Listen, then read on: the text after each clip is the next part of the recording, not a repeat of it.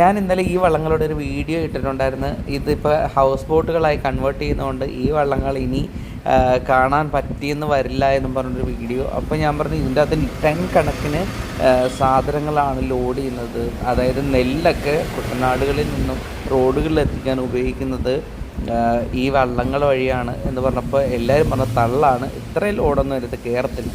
അതിനു വേണ്ടിയാണ് ഞാൻ ഈ വീഡിയോ ചെയ്യുന്നത്. നിങ്ങൾ നോക്കൂ, ഇതിൻ്റെ അകത്ത് എത്ര ടൺ സാധനം കയറിയിട്ടുണ്ടെന്ന് നോക്ക്. നിങ്ങൾ ആ ചാക്കൊന്ന് ജസ്റ്റ് ഒന്ന് കൗണ്ട് ചെയ്താൽ മതി, അതിൻ്റെ വെയിറ്റ് നിങ്ങൾക്ക് അറിയാൻ പറ്റും.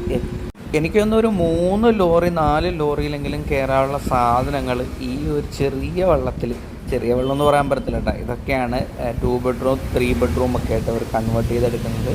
വലിയ വെള്ളം തന്നെയാണ്. അപ്പോൾ ഈ വള്ളങ്ങളിൽ ഇത്രയും ലോഡ് കയറിയിട്ടും നോക്കി ഒരു ചെറിയ എൻജിൻ വെച്ചിട്ടാണ് ഇവരത് മുന്നോട്ട് കൊണ്ടുപോകുന്നത്. അതുകൊണ്ട് ഞാൻ പറഞ്ഞത് തള്ളല്ല, ഇത് ഇങ്ങനെയുള്ള വള്ളങ്ങളിൽ വെള്ളത്തിലായതുകൊണ്ടാണ് കേട്ടോ. ഇത്തരം വള്ളങ്ങളിൽ ടൺ കണക്കിന് സാധനങ്ങൾ കയറുമെന്ന് പറഞ്ഞത് ഒരിക്കലും ഒരു തള്ളല്ല.